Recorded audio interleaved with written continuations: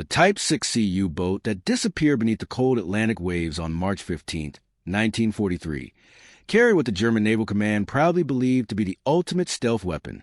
For a time, they called their submarines the Gray Wolves of the Deep. But soon, the Americans would give them a different name: Sitting Ducks. March 15, 1943.0300 hours. For 100 miles southwest of Iceland, the German U-boat U-247, commanded by Lieutenant Heinrich Wolf, began what was supposed to be a flawless, invisible approach toward the Allied convoy HX-229. The submarine's hydrophone operator leaned close to his instruments and reported in a steady voice: "Clear waters ahead. No destroyer engines. No escort ships detected within range." The hunt, it seemed, would be easy. According to every tactical calculation in the Kriegsmarine's manual, U-247 was completely undetectable at that precise moment. But 180 miles away, aboard the USS Bogue, aviation electronics technician First Class Robert Radar Bob Patterson was watching something that shouldn't have been possible appear on his and /APS-20 radar screen. A faint blip, barely visible through the Atlantic static, moved in a way no surface vessel ever could. Patterson frowned, fine-tuning the radar's gain. Then he called out, "Chief, you'd better take a look at this. I've got a submerged contact at bearing 270, range 180 miles."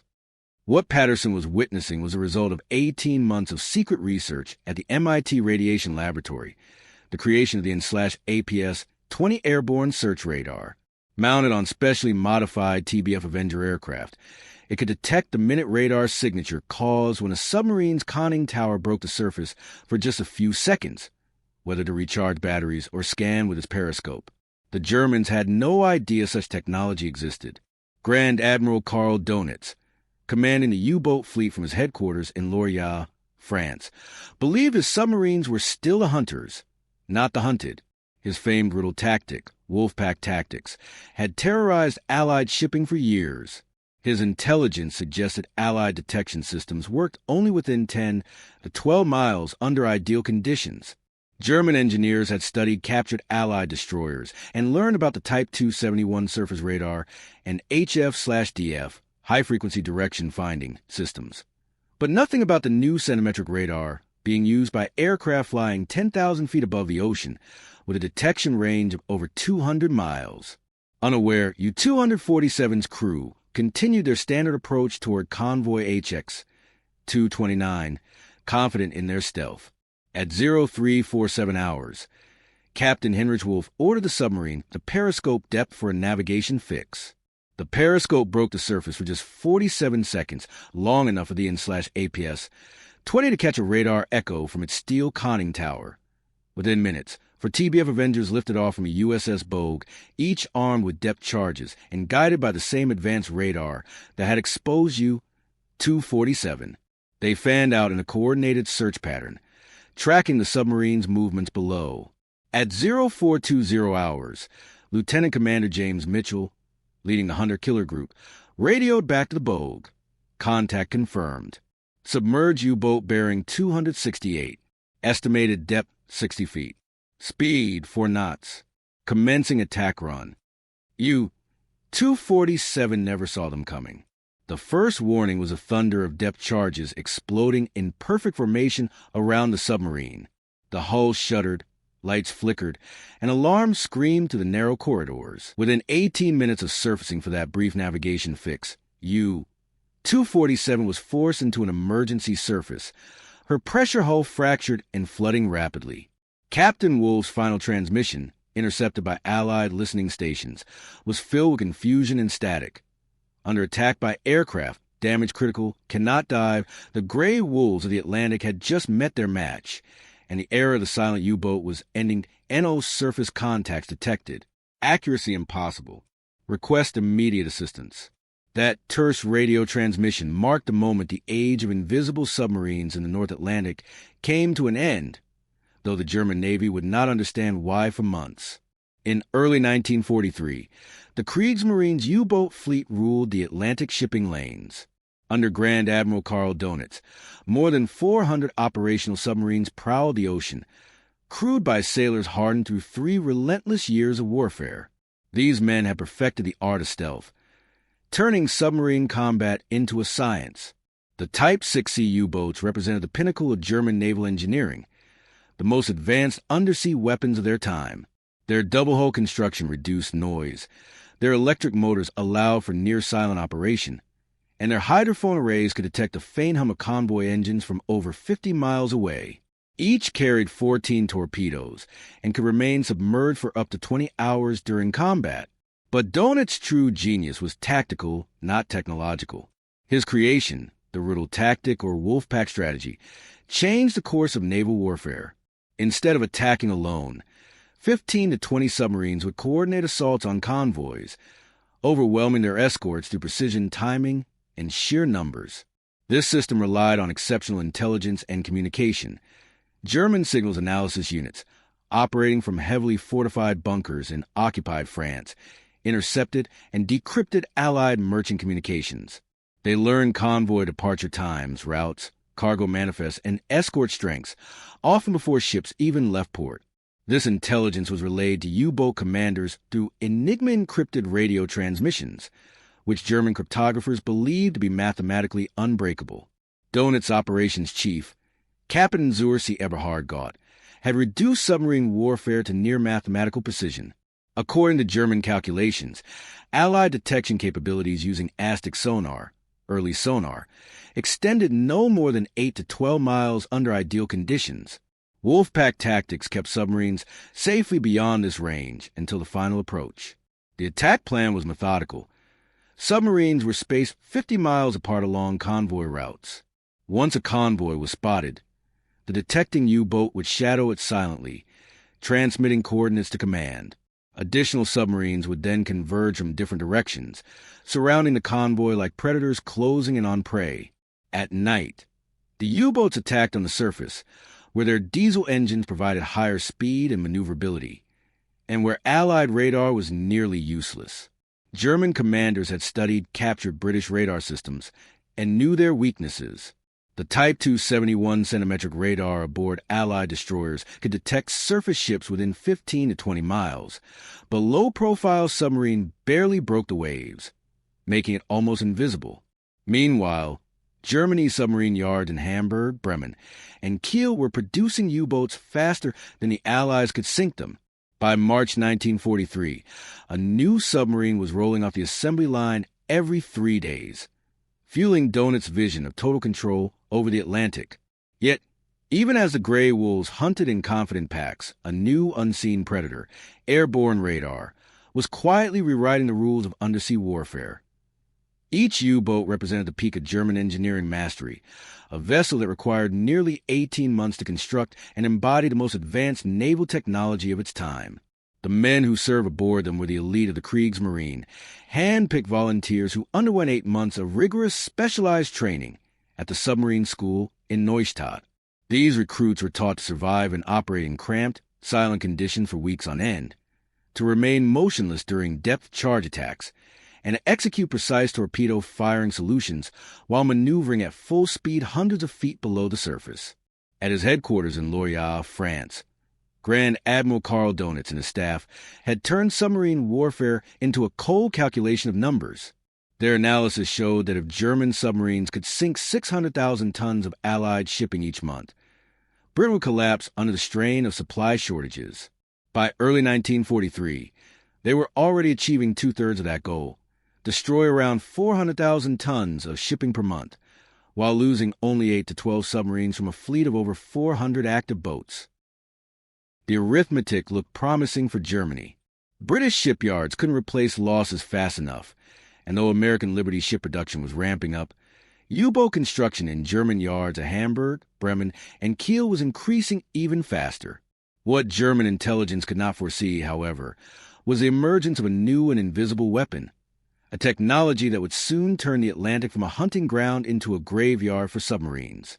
The weapon's origins lay not in Berlin or Hamburg, but in a converted warehouse at the Massachusetts Institute of Technology's Radiation Laboratory in Cambridge, Massachusetts. By September 1942, Allied command was desperate. German U-boats were sinking merchant ships faster than shipyards could build replacements. To counter this, Dr. Luis W. Alvarez, a brilliant physicist, was tasked with leading a team of 37 engineers and scientists to develop something revolutionary, an airborne radar capable of detecting submarines beyond the limits of human sight. The team's breakthrough came from exploring previously untapped frequencies of electromagnetic waves. Existing Allied radar systems operated around 200 megahertz, with wavelengths far too long to distinguish small submarine profiles from ocean clutter. Alvarez's group pushed radar technology to 3,000 megahertz, 3 gigahertz, a tenfold increase in frequency that brought unprecedented clarity and precision. The result was the N/APS-20 radar, a marvel of wartime innovation. According to U.S. Navy Bureau of Aeronautics records, the system's magnetron transmitter generated 50 kilowatts of peak power, feeding a waveguide antenna array nearly 8 feet in diameter. It could perform continuous 360-degree scanning, tracking moving objects across vast stretches of ocean.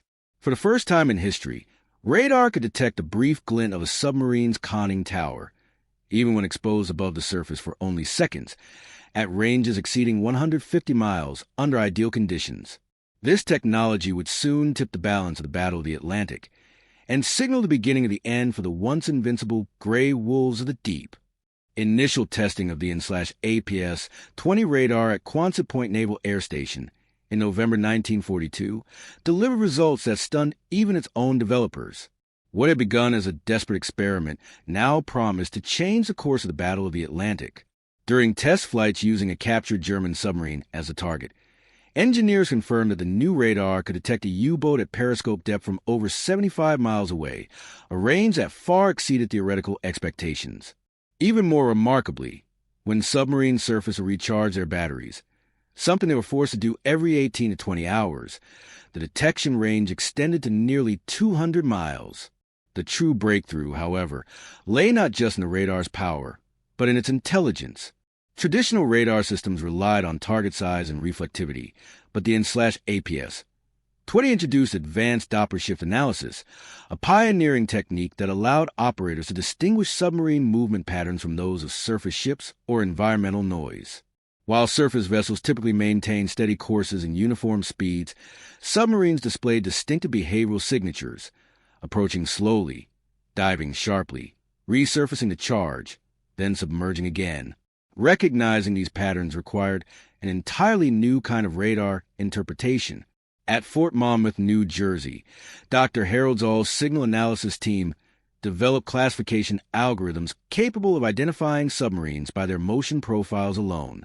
Their system could filter out false returns from whales, waves, and weather, isolating the telltale pulse of a moving U-boat beneath the Atlantic's chaotic surface. By January 1943, full-scale production began at Western Electric's Kearney, New Jersey facility.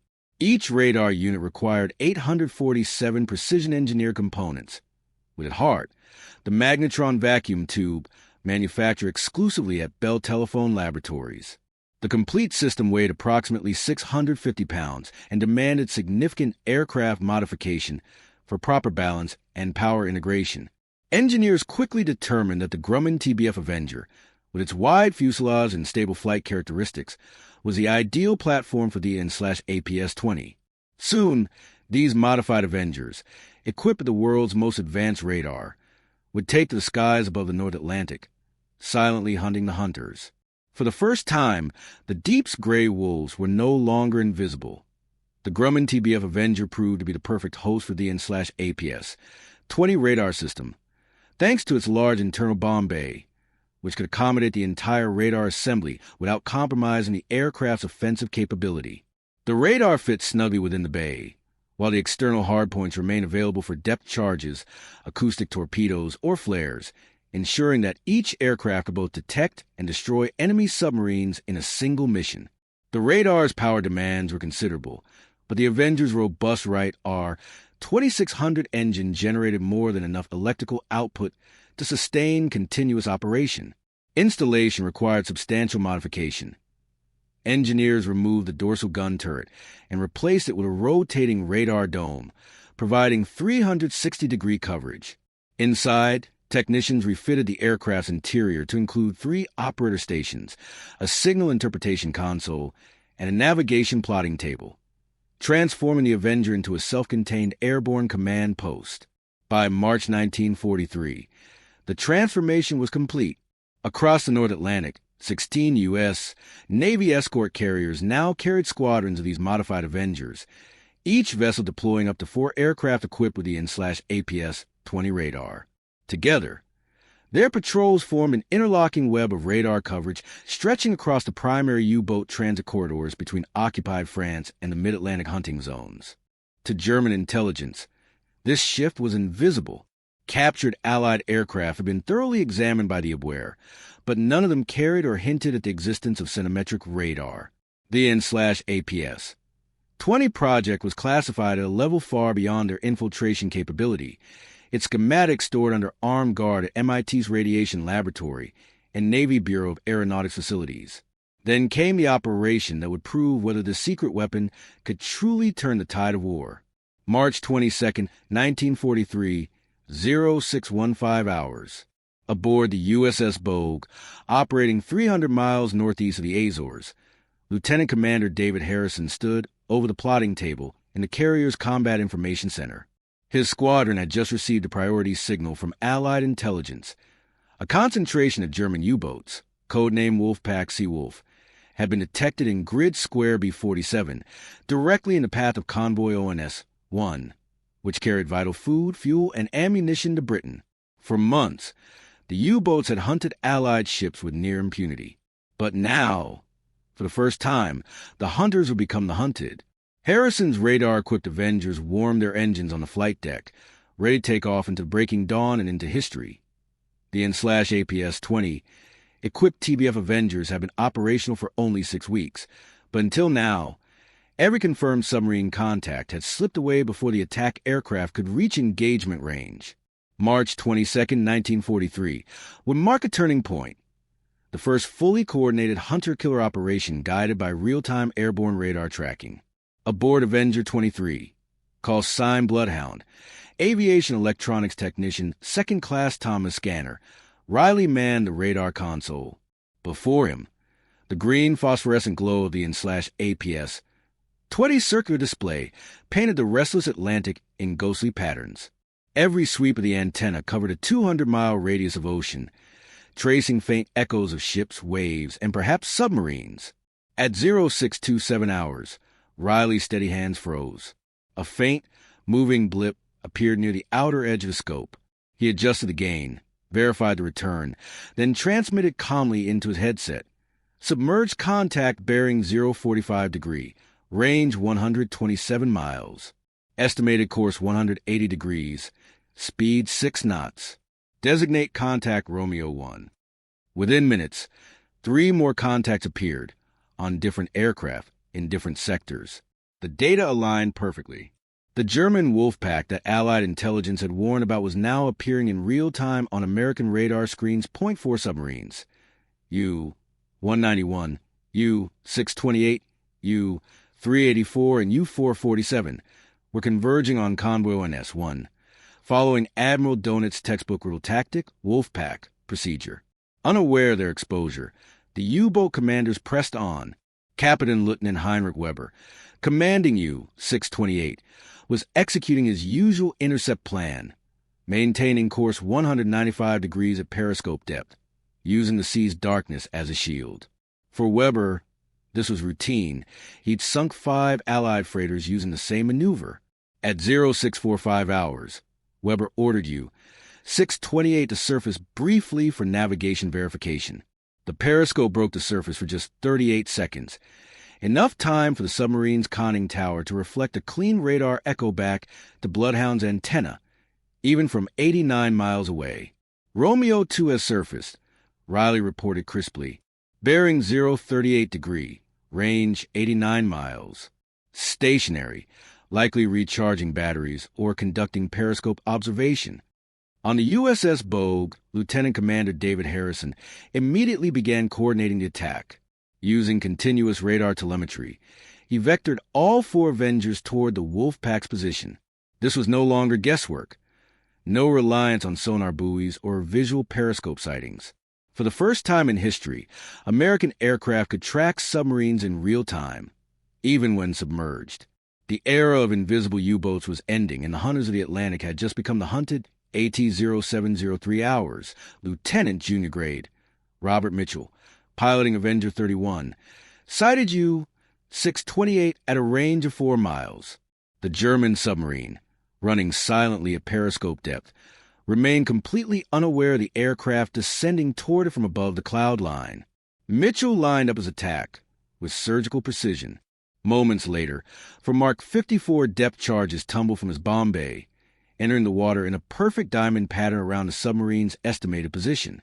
The explosions followed in rapid succession, for deep, concussive blasts that churned the Atlantic into towering plumes. The impact was devastating. U-628 was forced to surface under heavy flooding. Its forward torpedo compartment breached, alarms wailing through the narrow steel corridors. Inside, Captain Lieutenant Heinrich Weber struggled to regain control as seawater poured in. Weber's emergency transmission, intercepted by Allied listening posts moments later, revealed the panic spreading to the German ranks. Under attack by aircraft with impossible accuracy, no radar contact detected. Request immediate guidance. Meanwhile, similar attacks were unfolding across the sector.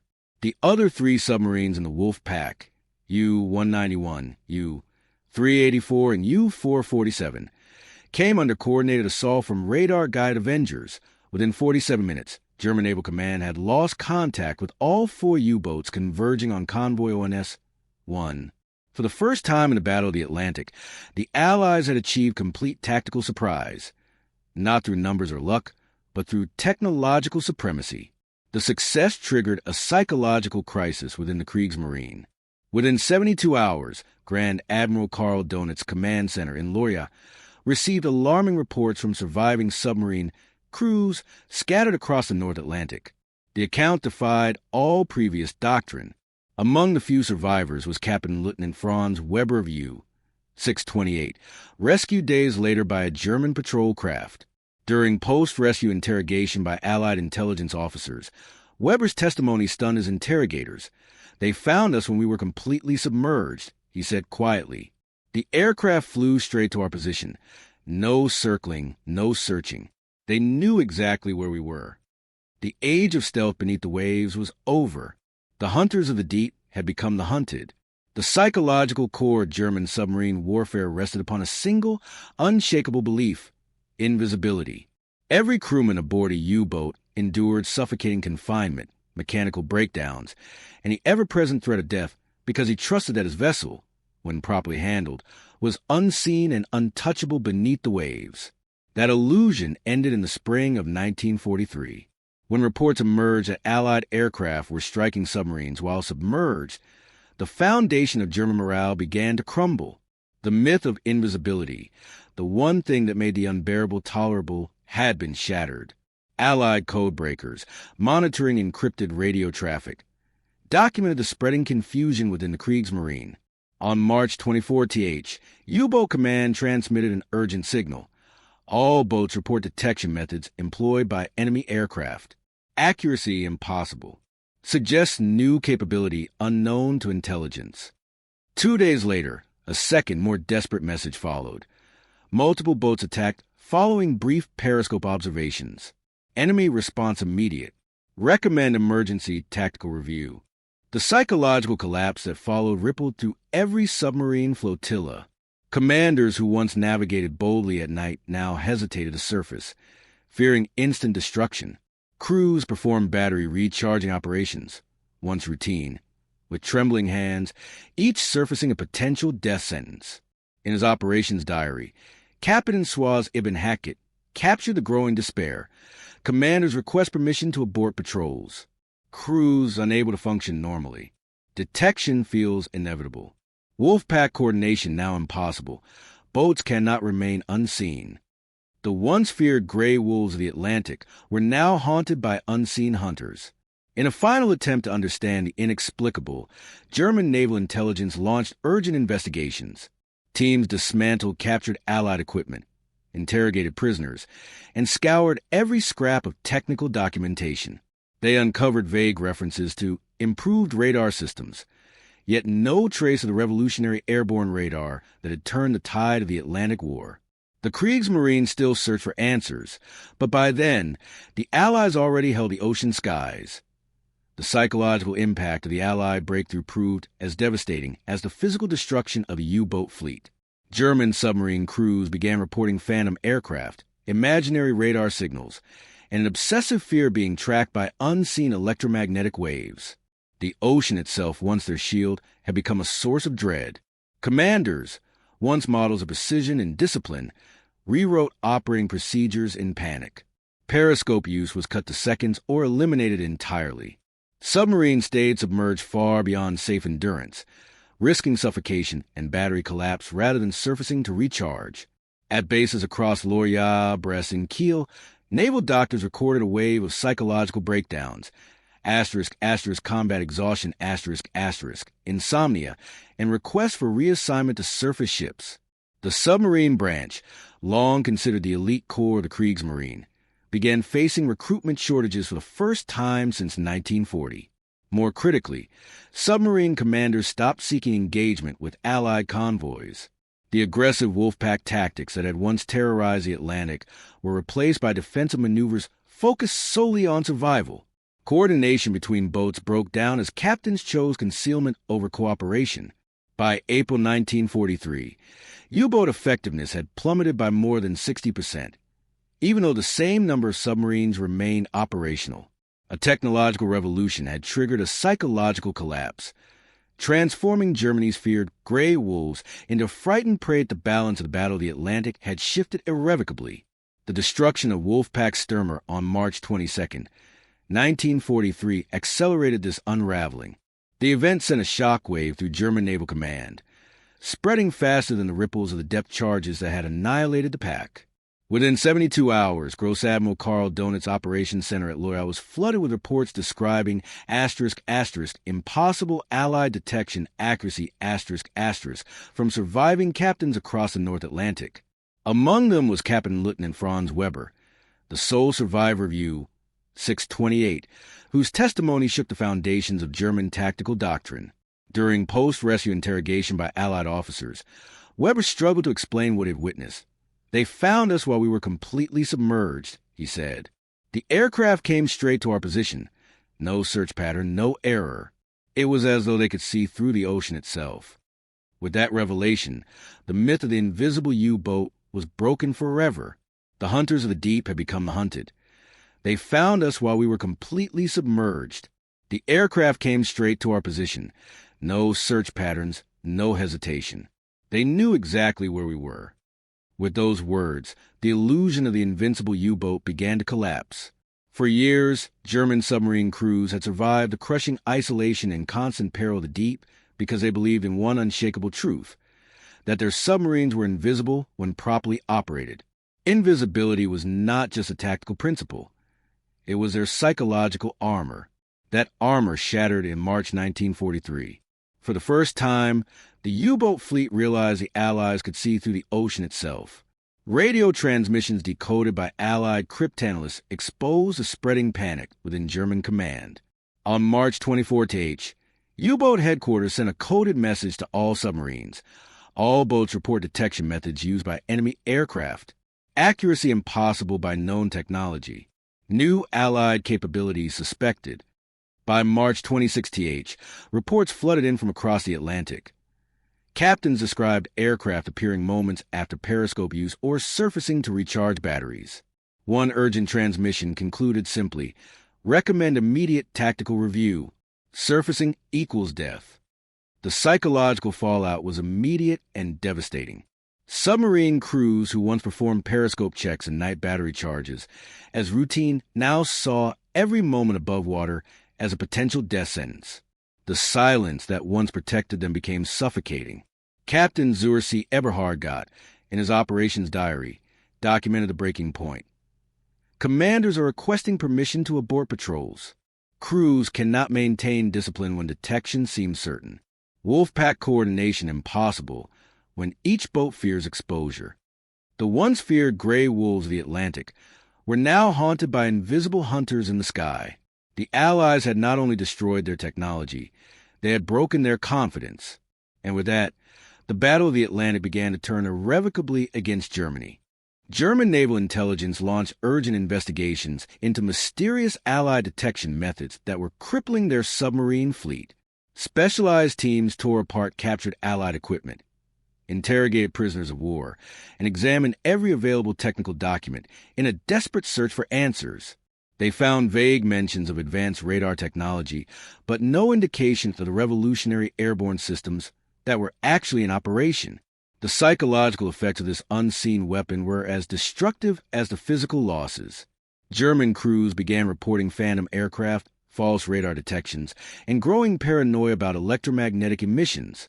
Submarine commanders altered long-standing operating procedures, limiting periscope use and remaining submerged far longer than safety allowed. Medical officers at U-boat bases documented record levels of exhaustion, anxiety, and combat fatigue. Many sailors requested transfers to surface ships, shattering the elite reputation that had once made the submarine service the pride of the Kriegsmarine. More troubling still, commanders began avoiding contact with Allied convoys altogether. The once deadly aggressors of the Atlantic now focused solely on survival. Wolf-pack formations scattered, and the coordinated assaults that had once devastated Allied shipping gave way to isolated, defensive maneuvers. By April 1943, the German submarine fleet's combat effectiveness had dropped by nearly 60%, even though the number of operational boats remained unchanged. The Allies' technological breakthrough had triggered profound psychological collapse, turning Germany's feared wolves of the sea into hunted prey, and forever shifting the balance of power in the Battle of the Atlantic.